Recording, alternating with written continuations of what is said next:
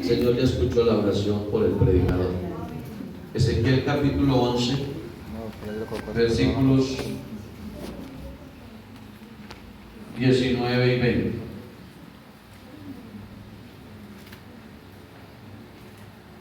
Ezequiel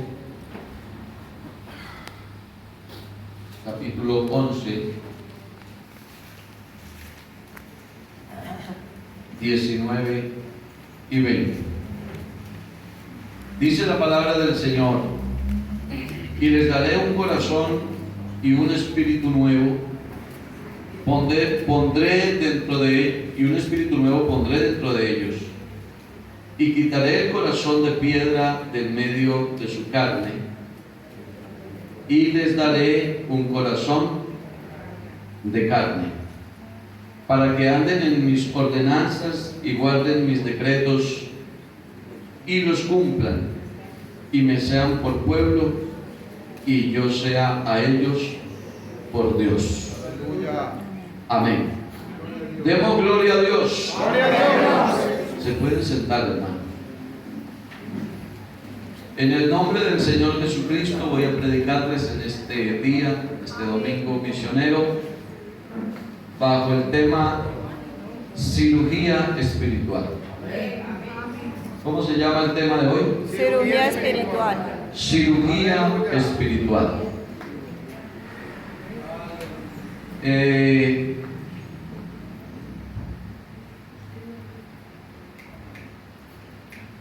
Así, hermanos, como en algún momento de nuestra vida, por alguna razón, por alguna patología, alguna enfermedad, es necesario someternos a una cirugía para tener mejor la salud y poder vivir más. Asimismo, en la vida espiritual, el ser espiritual en ocasiones necesita cirugía espiritual. Amén. Voy a hacer una pequeña introducción para hablar del tema, y entonces más o menos nos ubicamos en lo que es una cirugía.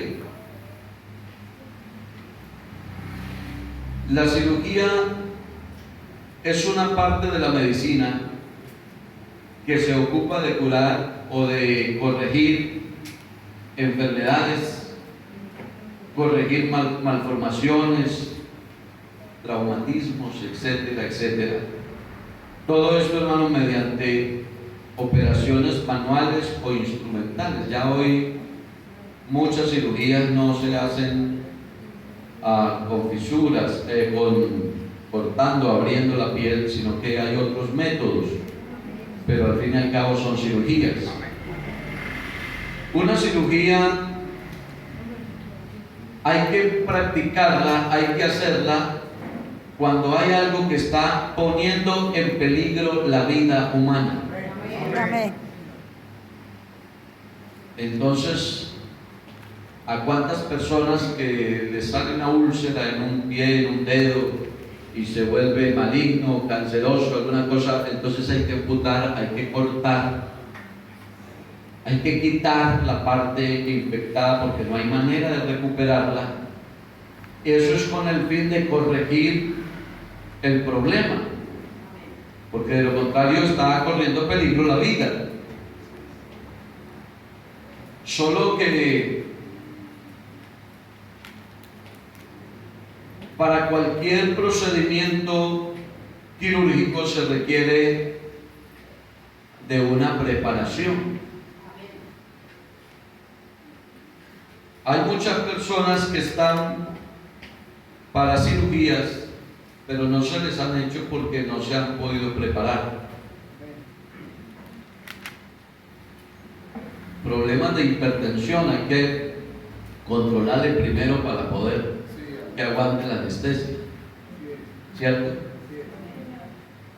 Cualquier otra cantidad de cosas, hay que sacarle un poco de exámenes y preparar a la persona para que esté en condiciones de someterla a un quirófano, a una cirugía. O sea que se requiere de preparación.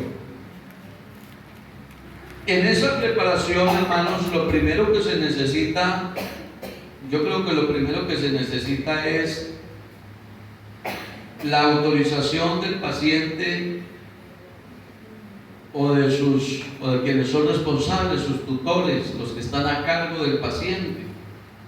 Se necesita la autorización. Hay personas que prefieren dejarse morir. Dice, a mí no me van a meter allá, prefiero morirme, y no autoriza y no dejan.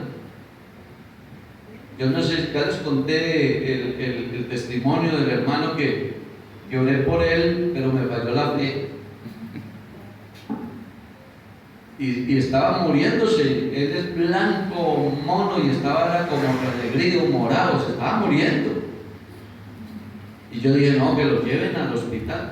Y él muriéndose y decía, no podía hablar, decía que no. Nosotros actuamos en contra de la voluntad del hermano, porque yo le dije a los hijos, hermano, cójanlo y solo a ese carro y llévenlo como sea, pero llévense. Pero él no autorizó ni que lo llevaran ni que fuera al médico. Mientras iban al hospital, el Señor lo sanó. Amén. Un hombre de mucha fe. No, pero él nunca autorizó, y se requiere la autorización. Gloria al nombre de Jesús. Amén.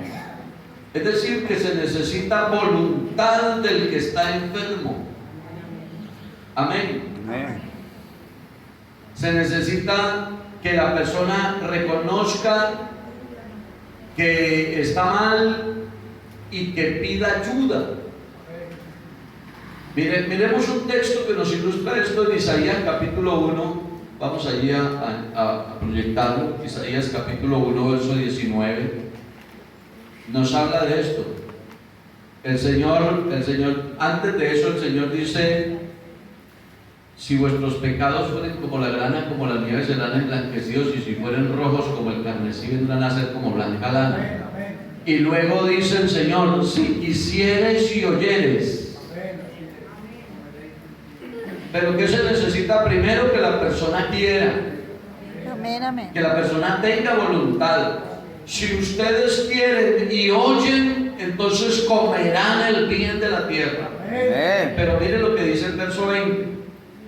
Si no quisieres y fuereis rebeldes, seréis consumidos a espada, porque la boca de Jehová lo ha dicho. Amén. Amén, amén. Amén. Mire la diferencia que hay entre una cosa y otra. Mire la gran diferencia entre aquel que reconoce y tiene voluntad para las cosas y el que no la tiene. Si ustedes quieren, comen del bien y viven eternamente. Pero si ustedes no quieren, entonces serán consumidos a espada, porque no hay voluntad. Porque la voluntad del hombre cuenta. Porque Dios no es un dictador. Porque Dios no es un manipulador. Nosotros fallamos con los hermanos y los hijos del hermano, y yo fallamos porque el hermano no autorizó, pero por encima de la voluntad de él lo llevamos. Pero Dios no hace eso, hermano. Dios respeta la decisión del hombre. Amén. Amén. Alabanzas al nombre del Señor. Gloria a Dios. Miremos, hermanos, lo que dice la Biblia en San Marcos capítulo 10, verso 51. Vamos a mirar unos versículos que nos ilustran bien esta parte de la voluntad que hay que tener, de la buena voluntad, de la disposición, de la autorización para poder ser intervenidos. San Marcos 10:51 dice: respondiendo Jesús le dijo. ¿Qué le dijo Jesús a este hombre? Es decir, él se encontró con el hombre necesitado, y el necesitado se encontró con el que le podía arreglar el problema. Amén. Pero el que le podía arreglar el problema no se lo arregló así, de buenas a primeras. Aunque se supone que debería haber sido así, no fue así. sino que el que podía arreglar el problema, que era Jesús, le dijo al hombre necesitado: ¿usted qué quiere que yo haga? Amén. Pareciera que la pregunta sobra. Usted está bien enfermo, los médicos no lo pueden sanar, la medicina no le sirve. Usted sabe que el único que lo puede ayudar es Dios. Y se encuentra con Dios, que lo sabe todo, que conoce todo, y Él le pregunta qué quiere. Es decir, si uno analiza profundamente, diría: ¿pero qué pregunta? La pregunta sobra, pero no sobra porque Dios quiere conocer la voluntad. Amén. ¿Qué quieres que te haga? Y el ciego dijo: maestro, que recobre la vista. Ah, bueno, eso significa que usted está autorizando la intervención. Alabanzas al Señor. Gloria a Dios. San Juan capítulo 5 versículo 6, vamos a mirar. San Juan 5 verso 6. Encontramos otro ejemplo en la palabra de Dios.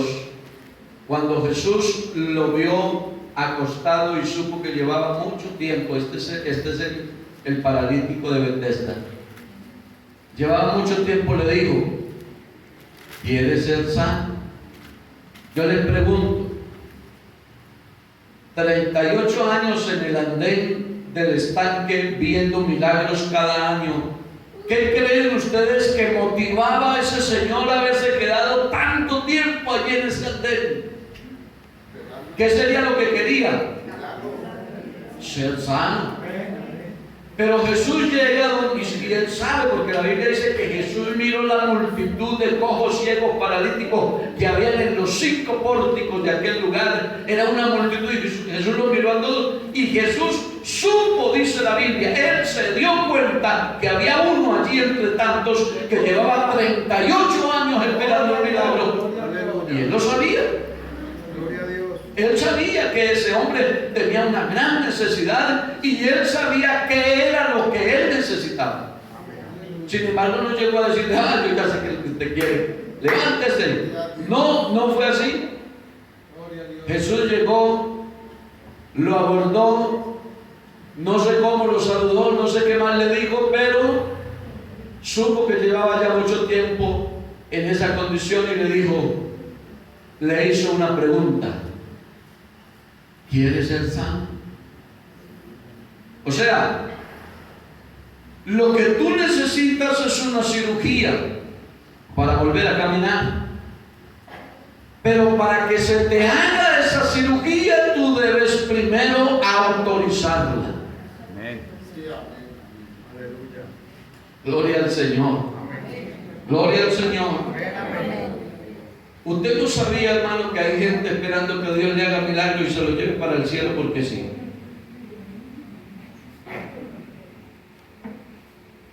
Yo he oído incluso hermanos diciendo: es que si yo estoy ya planillado, si el Señor me tiene para ser salvo, o si el Señor me quiere hacer un milagro, Él lo sabe todo y Él lo hace.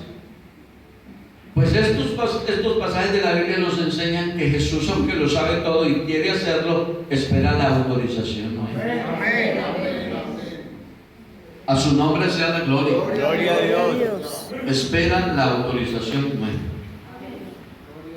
Capítulo 8 de San Marcos, verso 34. Vamos a mirar esto para ir avanzando en el desarrollo del tema. Demos gloria a Dios. Gloria a Dios. Estamos hablando del tema cirugía espiritual. Amén. El texto dice: y llamando a la gente y a sus discípulos les dijo: si alguno quiere venir en pos de mí, niéguese a sí mismo y tome su cruz y sígame.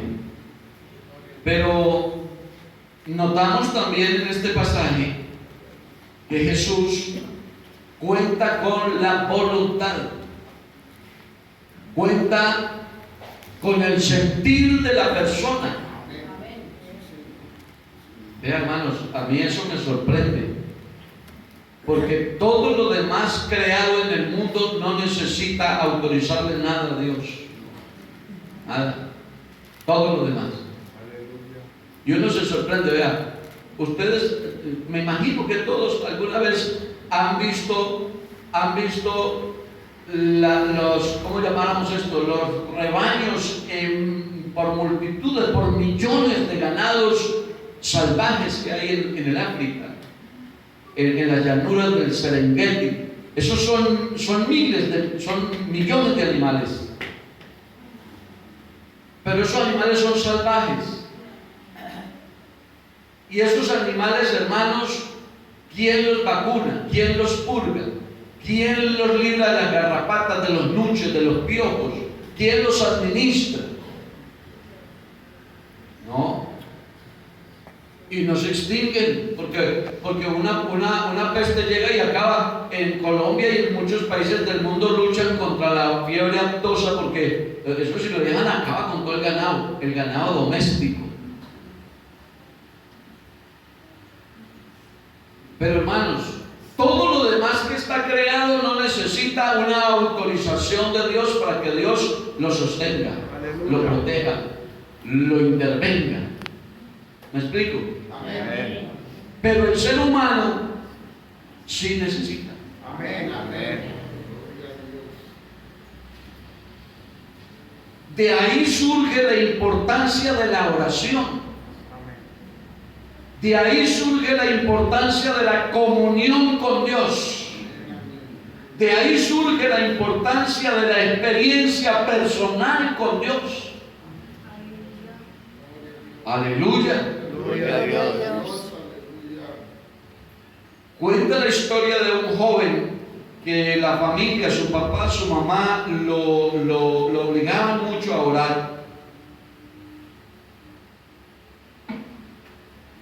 Y él decía, pero yo ¿qué más digo? ¿Yo qué más le digo a Dios? Yo en media hora, en una hora le digo todo, yo ya no tengo más que decirle.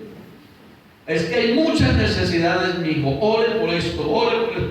Y empezaban a ponerle. Entonces dice que alguna vez él se ingenió algo y dijo, ya sé lo que voy a hacer.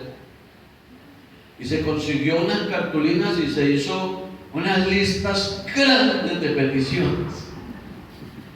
Por mi mamá, por mi tío, por mi abuelo, por el vecino, por él. Y una lista. Y entonces dice que se arrodillaba y decía, Señor, le pido por todo lo que hay en las carteleras. Y se levantaba y se ahorraba todas esas 2 horas. Usted conoce todo, más de lo que hay ahí, Señor. Usted lo conoce todo y ya. Pareciera que con eso arreglaba el problema. Pero lo que estamos mirando aquí en la palabra es que en cada cosa Dios espera que el detalle de la criatura, de la creación corona que Él tiene, que somos nosotros. Amén. Gloria al nombre del Señor. Amén. Hay pasajes de la Biblia que parece que dieran a entender que Dios no supiera. Le dice cuando se metió entre los árboles del bosque a Adán y la voz por allá le grita y le dice, ¡Hey Adán, ¿en dónde estás tú? ¿Usted cree que Dios no sabía dónde estaba Adán? ¿Cómo no va a saber Dios dónde está Adán? Pero Dios quiere saber la reacción del hombre. Dios quiere saber cómo reaccionamos nosotros. Y frente a esto, iglesia, lo primero que se necesita para una intervención es la autorización. El Señor dice en Apocalipsis 3:20, yo estoy a la puerta y llamo.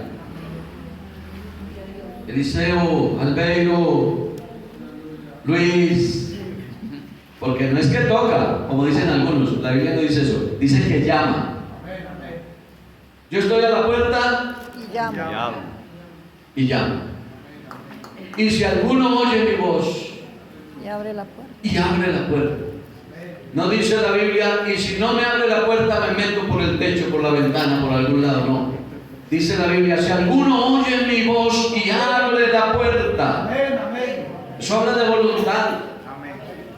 Y yo pregunto, ¿será que Dios no se puede meter a la casa de uno si no le abre la puerta? Sí, ¿Será que Dios no se puede meter al corazón de una persona si no le abre el corazón? ¿Será que Dios no le puede cambiar la mentalidad de una persona aunque él no quiera, Dios lo puede hacer. Amén. Estoy 200% seguro que Dios lo puede hacer. Amén. Pero Él no lo hace así. Él espera que la persona autorice. Por eso el ser humano no se condena por ser pecador. El ser humano se condena por no arrepentirse. Amén. Porque se necesita que la persona reconozca, que la persona autorice para poder entrar a hacer la intervención. Alabanzas al nombre del Señor. ¿Qué más se necesita previo a una cirugía? Dentro de la preparación está la alimentación. Generalmente cuando a una persona la van a intervenir, le van a hacer una cirugía, a ver los que les ha tocado y los que saben, generalmente, ¿qué le piden los médicos? Que coman frijoles, bandeja paisa. Aliméntese bien porque la cirugía es peligrosa. Cómase una bandeja paisa por la noche antes de la cirugía. ¿Qué le dicen los médicos? No puede comer Vean, nada. lo lleva uno el enfermo grave, lo lleva al hospital y uno bregando al cordón le mete un cafecito porque el enfermo dice, hermano, me estoy muriendo de hambre. El médico le dice, si le da algo, no lo operamos. ¿A cuánto les ha pasado? Así es. Requisito indispensable para poder hacerle la cirugía, que no coma. A ver si me están siguiendo en la enseñanza. Eso aplicado a la cirugía espiritual, ¿qué nos pide eso? El ayuno. Eso significa que sí necesitamos ayunar. Amén. Antes de una intervención espiritual necesitamos prepararnos. Primero, firmar la autorización, y segundo, prepararnos no comiendo. La Biblia dice en San Marcos capítulo 9, verso 29, habla de la importancia de esto. Allí la hermana nos va a proyectar el texto. Marcos 9, 29. Gracias. Y les digo, este género con nada puede salir sino con oración y ayuno. Le llevan a un muchacho endemoniado, a los discípulos. Los discípulos no pueden hacer nada. El hombre va a reclamarle al Señor y le dice, mire, le traje a mi hijo a sus discípulos y no lo pudieron sanar. El Señor dice, hombres de poca fe, tráiganmelo, ¿qué es lo que le pasa? Y entonces le traen al muchacho y los demonios lo cogen, lo ponen a echar espumarajo, pero el Señor reprende a los demonios, los saca y lo deja libre. Y después los discípulos le preguntan al Señor y le dicen, Señor, ¿por qué nosotros no pudimos hacer la cirugía que usted hizo? Se lo llevaron a los apóstoles para que ellos hicieran la cirugía, pero no pudieron. Y Jesús sí pudo, porque Él todo lo puede. Y entonces ellos preocupados, ¿por qué nosotros no pudimos y usted sí puede, Señor? Y el Señor le responde y le dice, Señor, bueno, no les digo así, les digo hermanos o julanos. Lo que pasa es que este género no sale sino con oración y ayuno. Fundamental el ayuno. Hechos capítulo 9, verso 8 y 9 nos habla de la experiencia, de la preparación para la cirugía. Hechos 9, 8. Saulo se levantó de tierra y abriendo los ojos no veía a nadie, así que llevándole por la mano le metieron en Damasco, y dice el verso 9, donde estuvo 3 días sin beber y no comió nada. ¿Cuánto duró el ayuno de Saulo? 3 días. es que estaba requiriendo una cirugía fuerte. El hombre estaba muy problemado. Tenía una enfermedad de muerte. Y estuvo 3 días sin comer ni beber. Bueno, hermanos, aparte de la autorización, aparte de la preparación, no comiendo nada, ¿qué más se necesita? Se necesita una sala de cirugía. Amén. Sin una sala de cirugía no se puede hacer la cirugía. Puede haber un buen cirujano, puede que ya haya limpiado su organismo, no haya comido nada, puede que haya firmado la autorización para que le hagan la intervención, pero si no hay una sala de cirugía, no se puede. Yo he comparado la sala de cirugía con la iglesia. Amén. Amén. Yo creo, hermanos, que el sitio donde hemos tenido las más lindas experiencias con Dios es en la iglesia. A nosotros nos han enseñado que Él está en todas partes y es verdad. Yo sé que Él está conmigo en la casa, en la alcoba, Él está conmigo en el baño, Él va conmigo en el carro para donde yo voy, Él está conmigo en el trabajo, Él está conmigo en el colegio, Dios está conmigo en todas partes. Pero yo sí les digo una cosa, aunque Él está con nosotros en todas partes, no hay otro sitio donde tengamos experiencias más lindas con Él que en la iglesia. En la iglesia.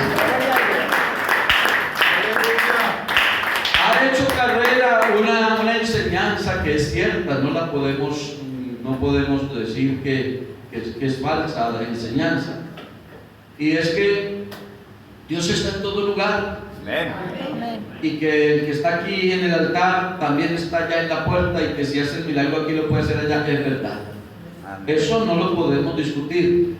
Pero en la experiencia vivida, en la experiencia vivida, yo voy ya casi para 40 años de ser evangélico cristiano.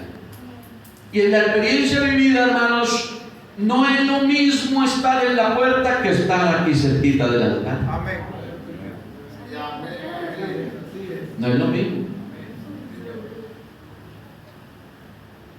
Por eso, hermanos, eso puede ser algo más de la mente, no sé cómo será, pero son las experiencias vividas. Nos cambiaron los escenarios por causa de la multitud. Cuando íbamos al Coliseo del Pueblo, a la convención, se hacía una plataforma, una tarima grandísima, ¿no? Y entonces en la conclusión de los mensajes, la gente pasaba llorando allá y se arrepentían, y vimos milagros, los vimos ahí en esos altares hechos. Amén. En esas tarimas, hermano. Y cuando fuimos al estadio, uno extrañaba.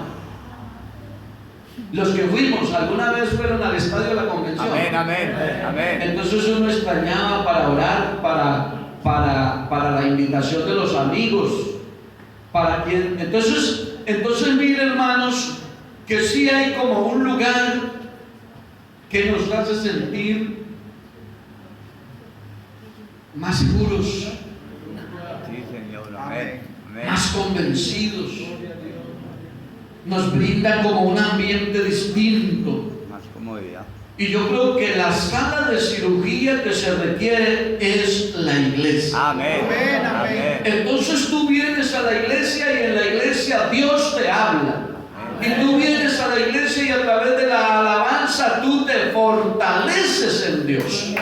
Tú vienes a la iglesia y oyes a los hermanos cantando y orando y te crea un ambiente distinto. Entonces yo creo que la sala de cirugía, dice la Biblia, no dejando de congregarse, Amén. como muchos tienen o algunos tienen por costumbre. Yo creo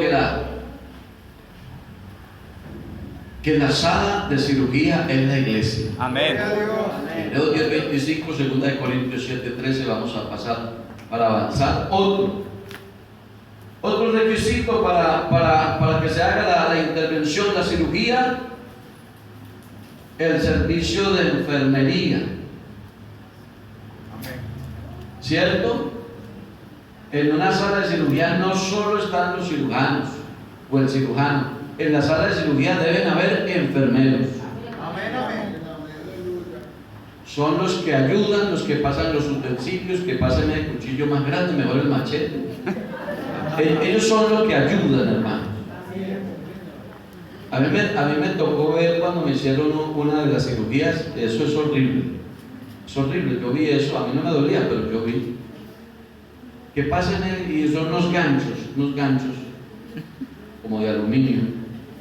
Y con los ganchos, el uno jala para allá, el otro jala para acá, el otro abre para poder meter y sacar. Es impresionante. Eso es una carnicería. Pero los que ayudan son los enfermeros. Pasen este, pasen el otro. En la iglesia, ¿quiénes son los enfermeros? Yo creo que los enfermeros son los pastores. La sala de cirugía de la iglesia. Los enfermeros, los pastores. Porque la Biblia dice: ¿está alguno enfermo entre vosotros? ¿Qué dice la Biblia? Llame a los ancianos de la iglesia. Llame a los ancianos de la iglesia. Llame a los ancianos de la iglesia. Amén. Porque hay hermanos que se quejan y dicen: hermano, estuve